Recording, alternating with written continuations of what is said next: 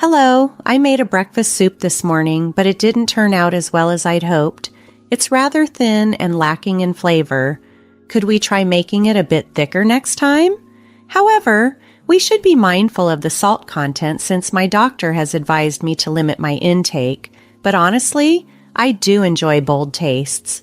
Speaking of preferences, my mother-in-law, Brittany, is quite particular about her food. She likes it heavily seasoned, even though her health isn't the best. She's a bit overweight and on the verge of diabetes.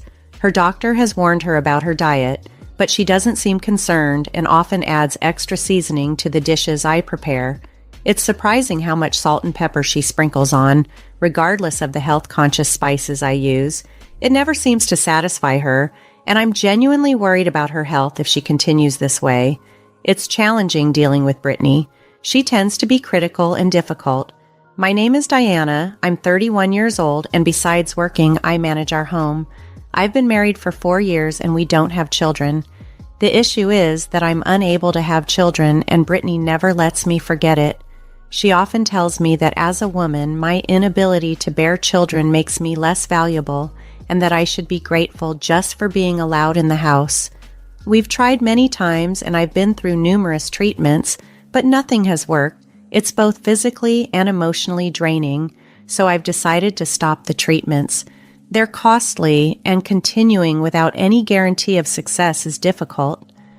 My husband once mentioned that investing in fertility treatments felt pointless. This whole situation weighs heavily on me, especially when my husband echoes his mother's harsh words, agreeing that my inability to conceive somehow makes me less complete. Despite everything, I've always wanted a baby, but now I think it might be time to accept and find peace with our circumstances.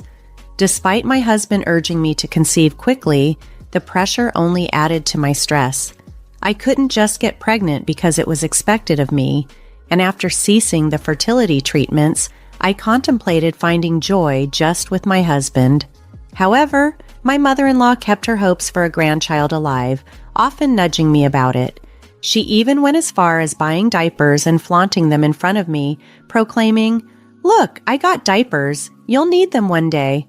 In response, I quipped, "Aren't those a bit small for you, Brittany?" To which she replied excitedly, "These are for a baby, can't you see?"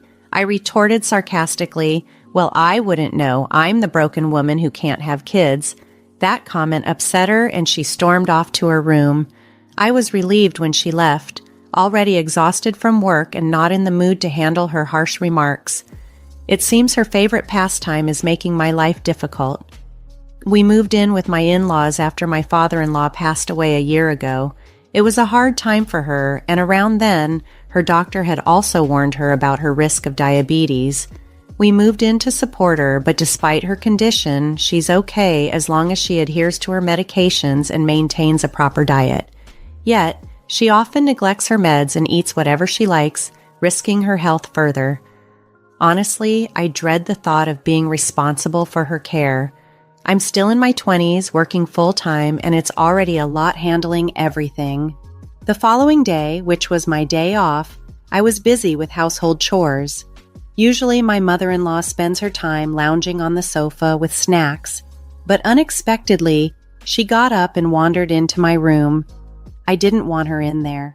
My hands were full, so I didn't object when my mother-in-law said she had cleaned my room. "Thanks," I replied, though I felt a twinge of suspicion. "You know, if you leave your room messy, you'll attract bugs," she joked. I managed a smile and said, "Sure, enjoy your clean room," still unsure about her true intentions.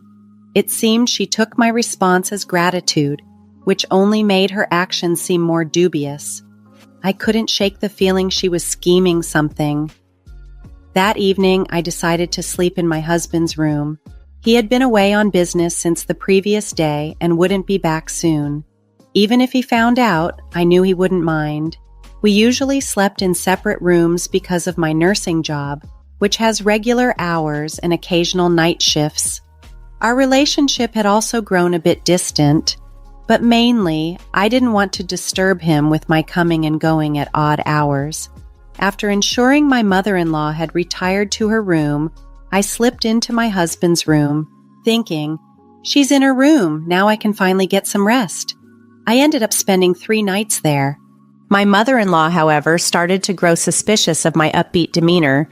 She began asking odd questions. "Are you sure you're not feeling any discomfort or anything?" she inquired one day. I dodged her gaze and responded, "What do you mean?" She dropped the subject abruptly, but it was clear she was pondering something.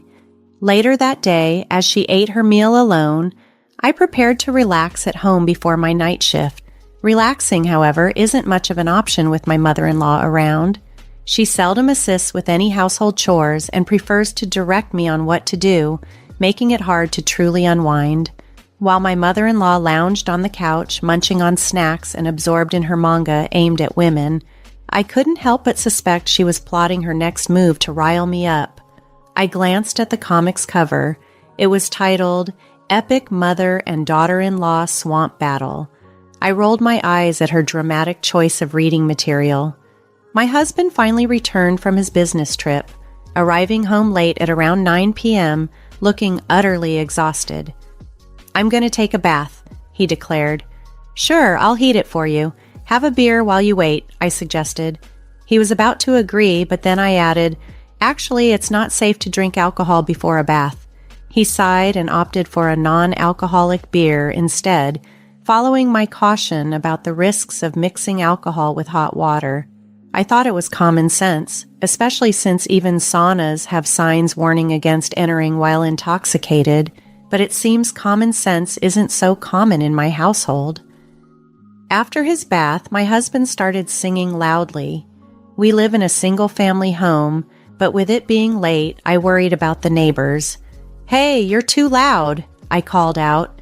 "Shut it. You're the one being loud," he shot back. I quietly urged him to stop, but then my mother-in-law intervened, walking into the bathroom area to defend him. "What's wrong with that?" she challenged. "You don't know how to treat your husband, do you? Always so inconsiderate and complaining," she scolded me. "I'm not the one always complaining, Brittany," I retorted. "You're definitely not cute. Not that you're a beauty to begin with," she sneered back. I shrugged it off, replying, "That's okay with me. I probably look like a knockout beauty in some other country. No worries." Afterward, my husband finished his bath and started drinking. It was already 9:40 p.m., and I needed to head out for my shift at the hospital. Even though it was close by, there was a lot to prepare for a busy night ahead. As I prepared to leave for work a bit early, I mentioned to my husband, "By the way, I've been sleeping in your room. Would you mind using mine tonight? My clothes are scattered everywhere." He casually responded, "Sure, it doesn't matter to me." "Okay, I'm heading out then. Take care," I whispered to him, trying to keep my voice low so Brittany wouldn't overhear. Just as I reached for my bag to leave, I heard my husband let out a loud groan.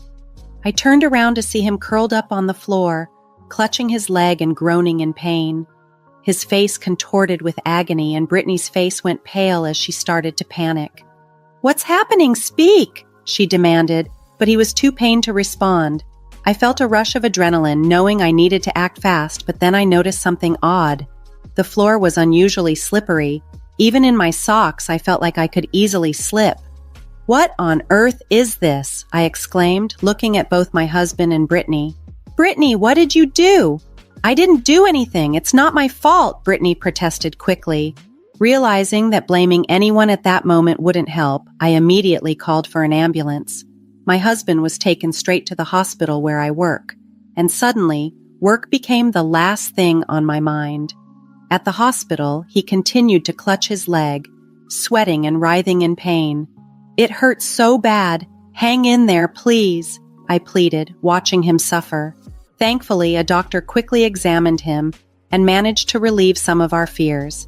His leg was indeed broken, a 5th metatarsal fracture, just as we suspected after he slipped on that slick floor. His foot was visibly swollen, a typical symptom of this kind of fracture, usually caused by tripping or putting too much weight on the foot. Speaking from personal experience, I recalled my similar injury. Years ago, I had twisted my ankle falling down the stairs. I was lost in my music, not paying attention, and heard a loud snap followed by intense pain. I, too, was diagnosed with a 5th metatarsal fracture.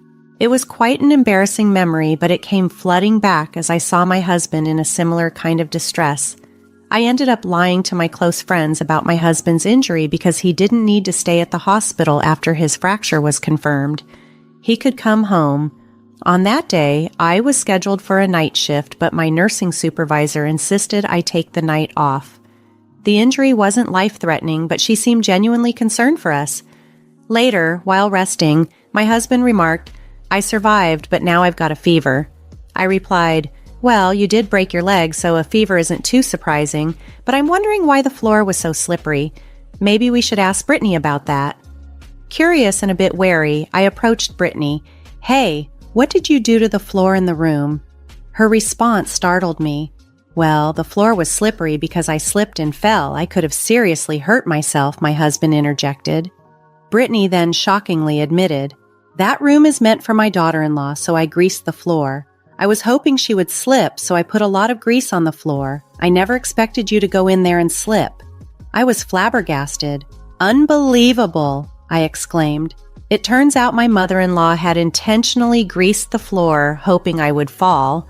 Although she claimed to have cleaned the room, her actual intention was to harm me. I was furious.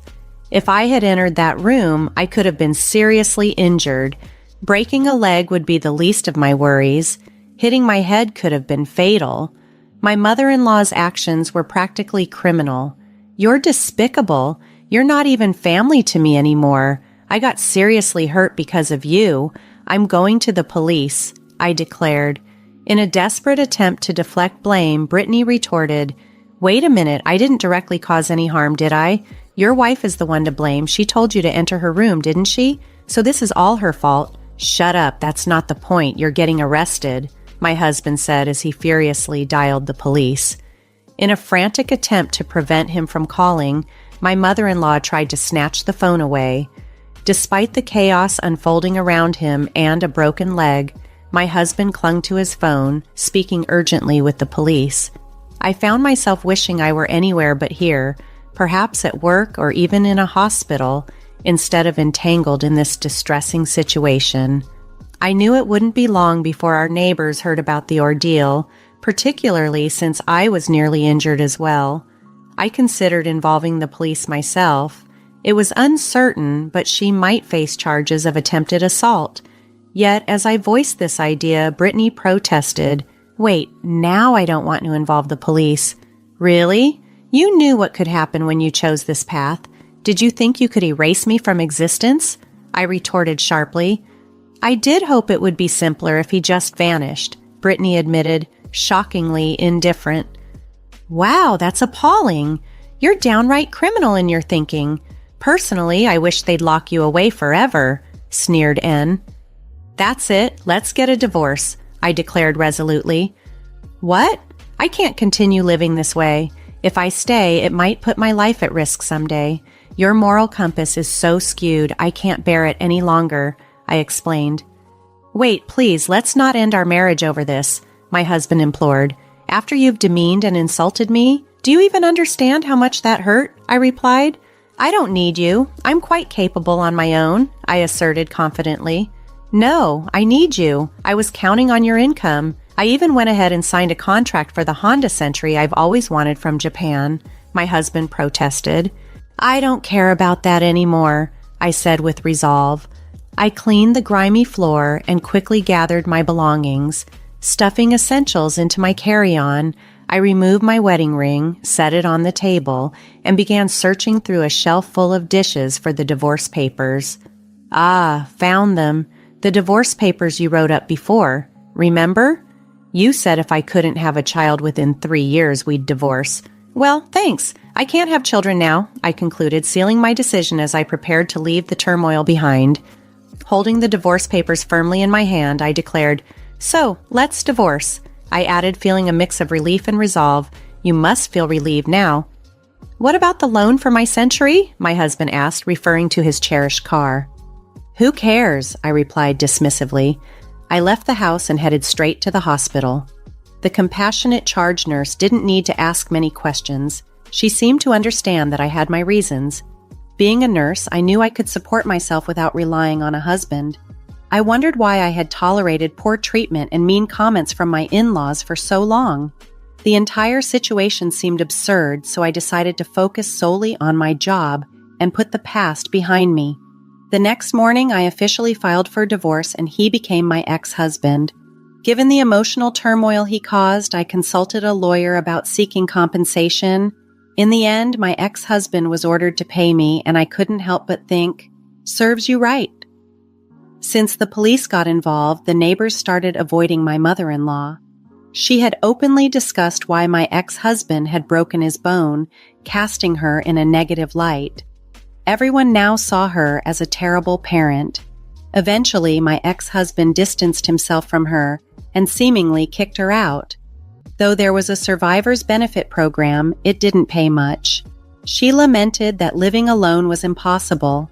Given her love for food, our previous grocery bills had been exorbitant, so adjusting to a modest lifestyle on just the survivor's benefit was challenging for her. As for my ex-husband, I lost interest in whatever happened to him. He had mentioned taking out a car loan, but I assumed he wouldn't be able to afford it on his salary. He had taken me for granted, expecting me to contribute financially, which had been a significant annoyance.